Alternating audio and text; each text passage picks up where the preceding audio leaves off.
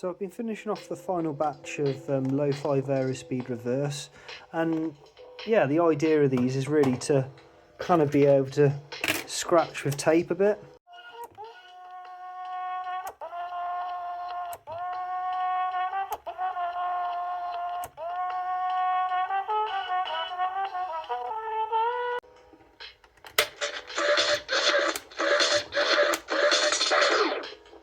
So yeah, that's all well and good, and it works, you know, well with these kind of standard loops.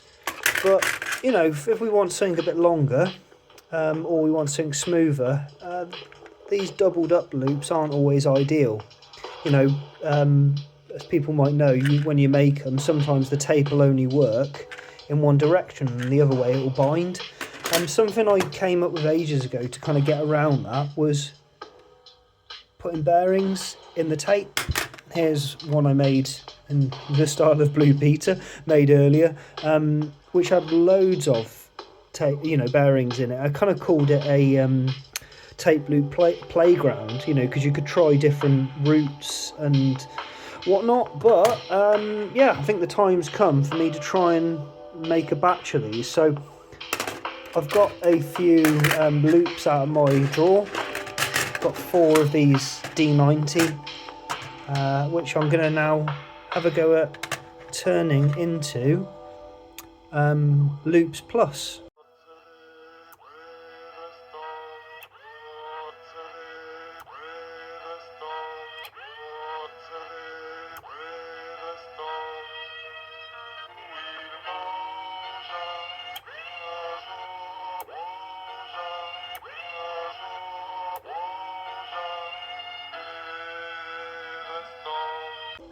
So let's see how I get on. Cheers now. So I've drilled one of them out and added these bearings just like the uLoops Plus. There's a little bit of whatever in there, you know, bits and bobs from drilling. Going to clean those up. But yeah, look good. So now I've got a kind of set size and a template. I also made sure, you can see here, this is kind of where you do the breakout loops. So if you can see, the little stand on some of these is just to the right of this this wheel. So the kind of trajectory, I don't know how to describe it, or the angle, will mean that once the tape goes round that outer pin, comes back in, it's going to go over these quite nicely, and then you could have something out here to break out your loop, and then it's going to, you know, hopefully kind of sit on the wheel. But yeah, I'll test that a bit more. But I mean, for now, this is quite good. I could do a little bit of fine adjustment to that. But anyway, so next job's just to make a loop for it. Okay, so I've opened up the uLoops Plus, and I've just got to work out the loop size at the moment. I've got this older one which says I think 28.2 centimeters, but I thought it'd be cool to show you guys how I do it from scratch. So there's a few bits on the table. Got a splicing block, got some tweezers, got some fresh blades for my Olef knife, and always worth using a fresh blade if you can. And what else? Splicing tape. And then over here, I've got some AR90. I decided I was going to use some of that, you know, the standard kind of type one is a bit like this, you know, a D90 or, you know, FE90, but I quite like this AR90. It just seems to have a really high, you know, reproduction volume for the same input as the other type of tape. So to work out the loop size, I'm just going to cut off a bit to begin with.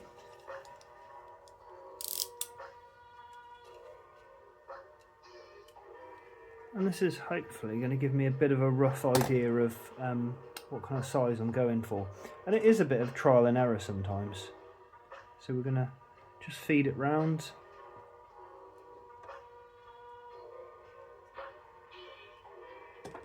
And likewise over this side. yeah, something like that. If I cut it loose, I'm going to work out the size first of all.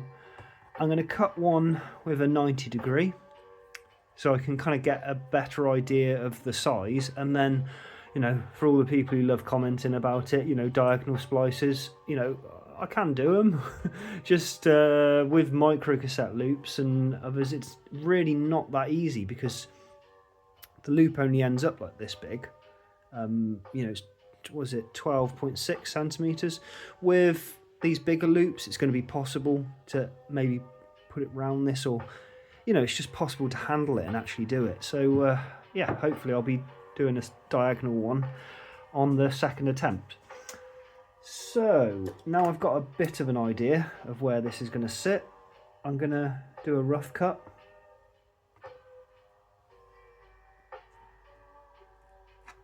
There we go. And then clean it up a bit. Like I say, this is only for an idea, so it doesn't matter whether it's got a perfect cut. In fact, you might, if you've handled a splicing, you know, tape on splicing blocks, you might realise you can't really just cut a little bit off the end because you need to hold it taut over the splice point. So I'm just going to actually use one of these flat blades just to trim the edge and get it a little bit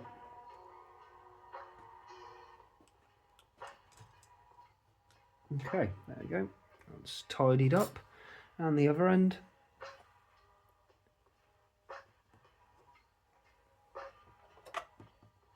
And again, just gonna do it at approximately 90. It's not you know, it's not the final one. I like keeping a bit of splicing tape on the block.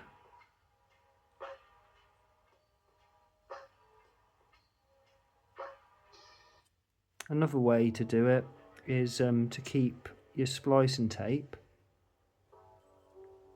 on the cassette, on a you know, a cassette case like that. Actually, let's just show you how. I mean, this has been stored on here for ages, so it might be a little bit funny. When you're storing it on there, no need to press it on hard, kind of just tack it on. Okay, yeah, just jumped off, but not a problem. Little piece like that. See if it will focus. There you go, little piece like that. And then when making loops, you can double check you're putting the splicing tape on the inside. We're just looking for the curvature, and you can see that bottom bit is curving round. So that tells me that the splicing tape wants to go on the inside of this curve. To put the first one down, I'm going to lay the block down, put it in the track, and just pop that on the end, kind of overlapping.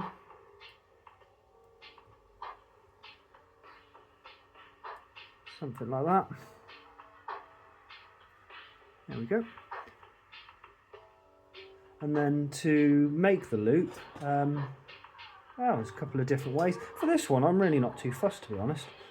It's only a loose one, so I'm going to just do it by hand.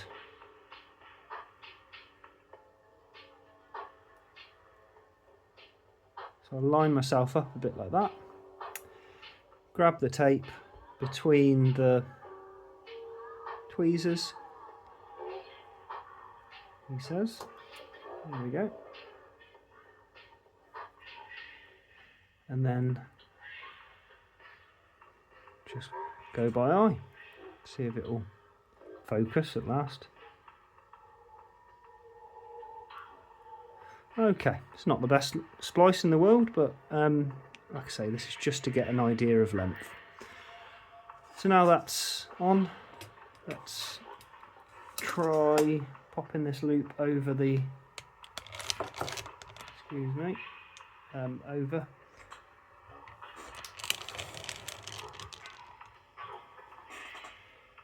I'm going to start off with these wheels at the bottom and putting it through the guides.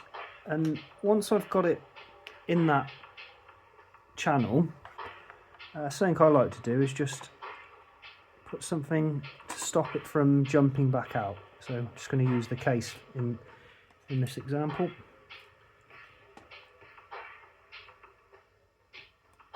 Okay. And what that means is we kind of get to do it step by step. Then I'm going to wrap this round, and yeah, look, God, I'm absolutely miles out. Absolutely miles out. So this is going to be no good at all.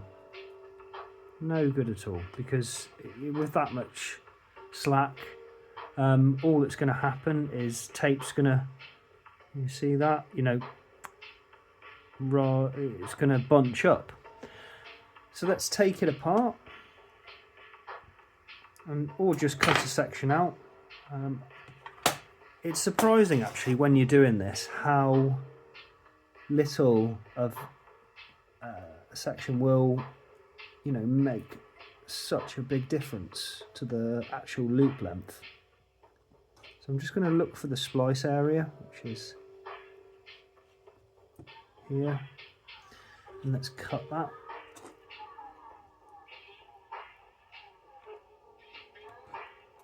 Nice. And then I'm going to remove effectively the splice that I made a minute ago. Now, although that doesn't seem like a lot, there's an old, you know, I used to do a lot of woodwork, and there's a saying, it's easier to cut it off than to put it back on. So yeah, I've just removed about a centimetre. And now we've actually got some really nice clean edges to work with again. So not the end of the world. And now I've got a bit closer, what I will often do, especially when I'm just working out the loop length from scratch, is mark the length of this one. Because it will give me an idea when I come back to it. Maybe next time when I go to cut it, it's not going to be quite so easy. So let's just readjust this. And to mark the length, put a bit of masking tape on the... I wish I had some narrower one. This is not quite long enough, actually. If anyone wants one of these little trays, available from IKEA. Not really an advert for them, but they're handy and they're only a couple of quid. It doesn't matter if you scratch them. So I'm not really happy with the way I've done that. The nice thing about using the thinner tape is you can see how I've got it lined up along the edge. And I'm going to get a pen, hold it down, mark it, make it taut, and then mark the other end. Okay, and then if you've got multiple markings on there, I like to do something like, I don't know, I'm going to put a smiley face above each one of these, and then I know that those are the corresponding marks. Bit daft, but that's me. Okay, so we've got our splicing block again. I'm going to pop this here. Take another piece.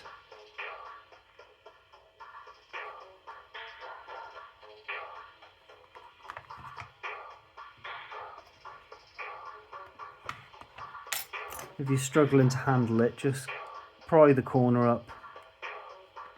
And something, if your tweezers are still not grabbing it, little trick, just very gently depress them without closing on either side, so that they make a bit more of a pinch. He says. No, I'm going to do it more. There we go. Boom, there we go. So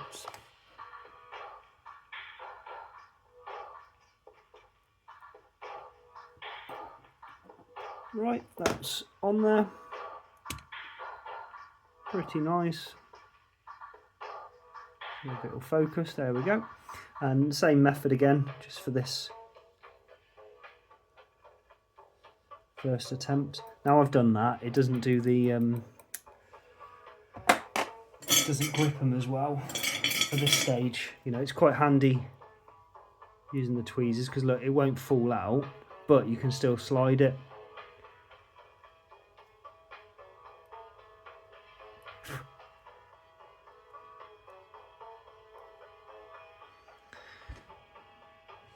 See if I can do this on the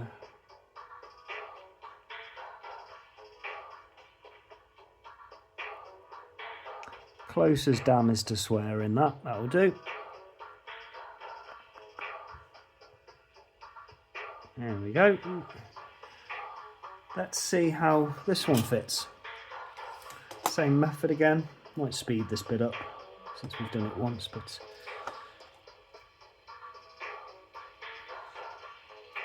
guide this into the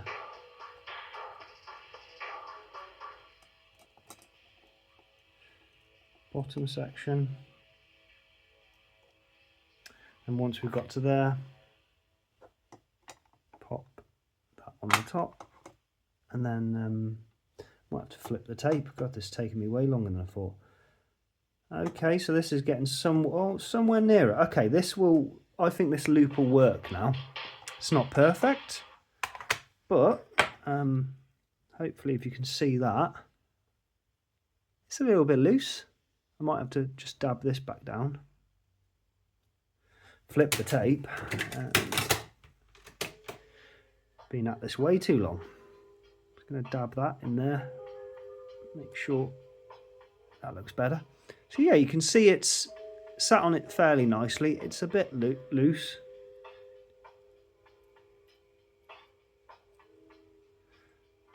But I'm really, you know, you can see the difference there. All I took off was that tiny little, I'll show you the section I took off, and the difference.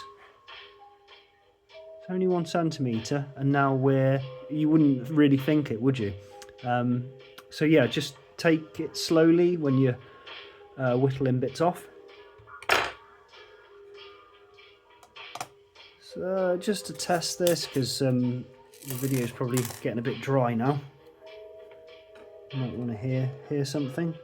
Start off with the guide edge and make sure that sits nicely, and then lower the second bit on. And I'm gonna do this back up with a couple of screws, and just to quickly test with the tape machine to the either side of me. Let's see how it gets on. I think it's going to work, but we're going to just have a little bit of lag between scratching forwards and backwards. Now, not a problem with most tape machines, but the whole idea of the low-fi vari-speed reverse is to be able to scratch. So let's see what happens.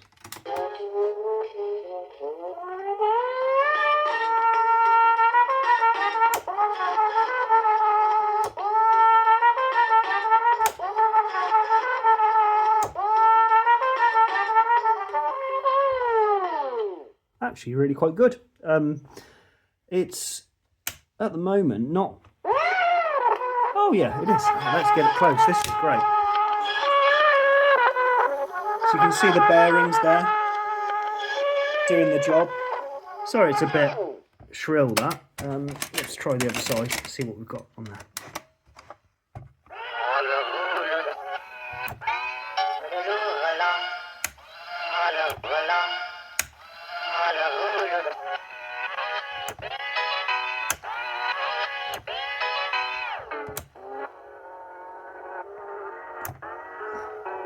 Obviously got to clean up a bit better before I...